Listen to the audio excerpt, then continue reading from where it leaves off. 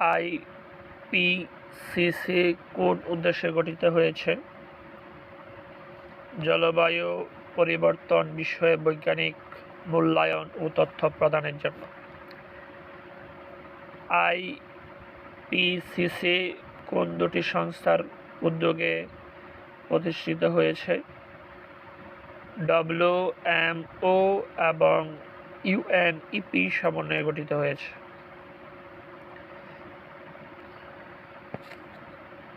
জলবায়ু পরিবর্তন বিষয়ক বৈজ্ঞানিক পর্যালোচনা সংস্থা আইপিসিসি এর পুনরূপ কি? ইন্টারগভর্নমেন্টাল প্যানেল অন ক্লাইমেট চেঞ্জ। জলবায়ু পরিবর্তন সংক্রান্ত জাতিসংঘের আন্তঃসরকার প্যানেল কত সালে গঠিত হয়েছে? 1988 সালে গঠিত হয়েছে। আইপিসিসি এর প্রধান কাজ কি? জলবায়ু পরিবর্তনের অবস্থা মূল্যায়ন করা। জলবায়ু পরিবর্তন সংক্রান্ত আন্তঃসরকার প্যানেল কত সালে গঠিত হয়েছে? 1988 সালে গঠিত হয়েছে। জলবায়ু পরিবর্তন বিষয়ক আন্তর্জাতিক সংস্থা আইপিসিসি এর সদর দপ্তর কোথায়? জেনেভা।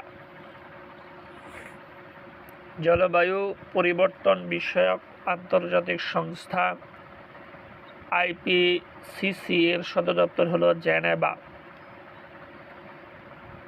আইপিসিসি এর প্রধান কার্যালয় কোথায় অবস্থিত? জেনেভা, সুইজারল্যান্ডে অবস্থিত। ইন্টারগভর্নমেন্টাল প্যানেল অন ক্লাইমেট চেঞ্জ এর সদর দপ্তর কোথায়? Geneva. IPCC was formed as a joint initiative of which two organizations, WMO and UNEP. জাতিসংঘ জলবায়ু সংক্রান্ত আন্তঃসরকার প্যানেলের বর্তমান সদস্য কতজন? 195 জন। জাতিসংঘ জলবায়ু পরিবর্তন সংক্রান্ত আন্তঃসরকার প্যানেল আইপিসিসি বর্তমান সদস্য হইল 195টি।